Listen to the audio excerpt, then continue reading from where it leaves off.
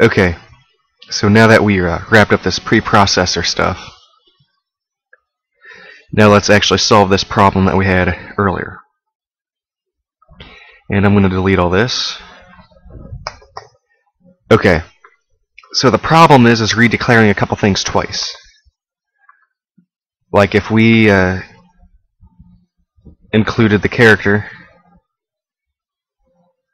class here, or the character library that we made up. Well, this is declared twice. And we've seen this, so I showed you this several times from the main function. So to solve this problem, we go to our weapon file, make this big.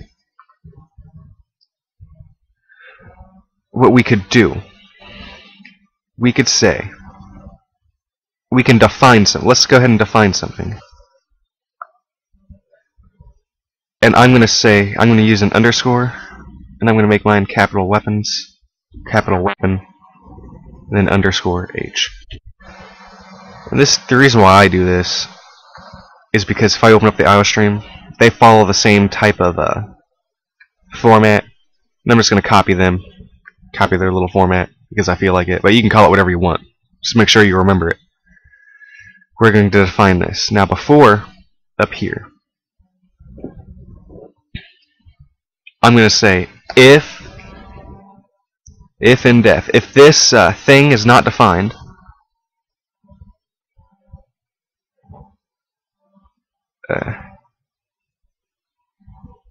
if this is not defined, we're going to go ahead and define it. And then at the end here, I'm going to say end if. I just want it end if. That's it. So if this is not defined, we're going to print this entire chunk of code here between here and here. Everything that I just highlighted will be printed if it's not defined. So what does this do? Let me go ahead and save it. Let's just work with the weapon class here. So we've already defined a weapon. Now, let me include the weapon. Actually, let me just make a weapon. Weapon sword.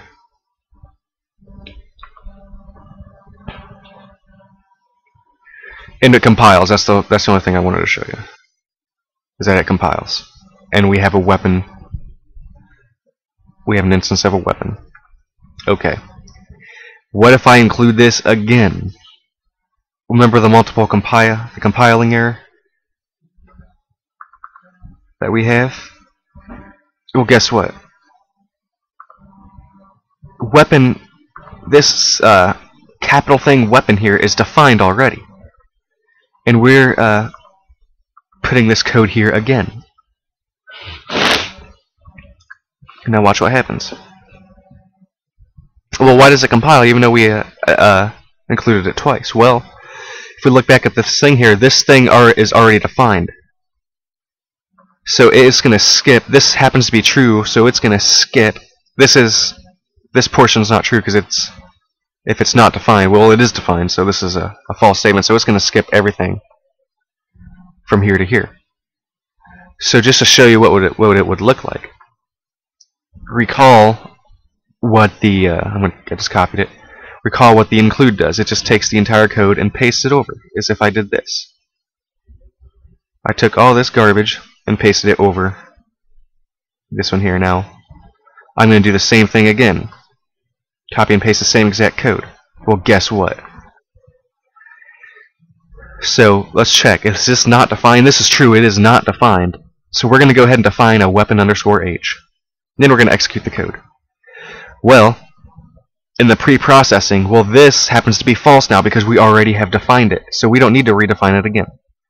So no matter how many times you call this, the preprocessor will automatically remove this code, so there's no errors of there's no redefinition errors. And that's what it does.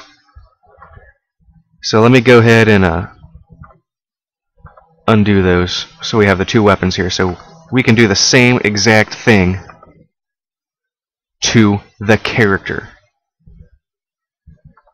file. Let me make this big because we can't see it. And I don't know where that 3 came. Maybe I just typed in. Alright. Yeah, there's a little yellow line there. It means I messed something up. See, if I press enter down here, you guys probably figured this out long ago, but yellow things come up saying, hey, you made a change. Now if you press compile, they're green, meaning that this hasn't been touched, but you did touch it before you open the file. So if I close the character header and reopened it, there wouldn't be any yellow lines there anymore. But that's just little minor details that I catch. Okay, anyway, we can do the same exact thing. I'm going to say if in def, actually let me just do the define. I'm going to define underscore. I want to make it all caps to follow the general guidelines.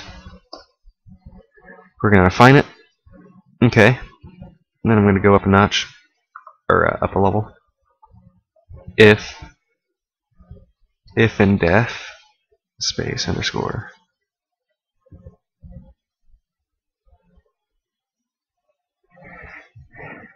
And I want to end if. Same thing. Same principle. Oops. End if. And there we go. We do the same exact thing. You can even put spaces between here. And you can put a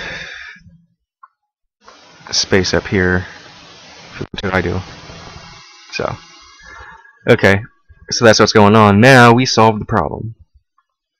And basically in all your header files, make sure you put it in the header files. Don't touch the CPP file. Because there's only going to be the one CPP file calling this. And that's it. That's how we get this to work. So now let's go ahead and include the character. And now let's make a character.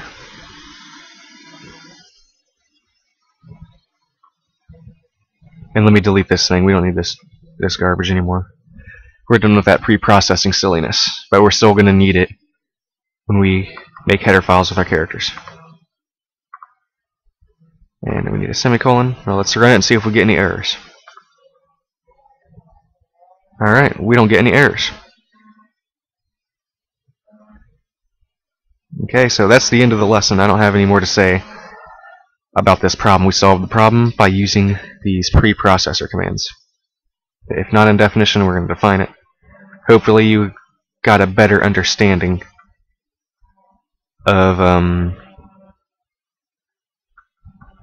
how these work. So.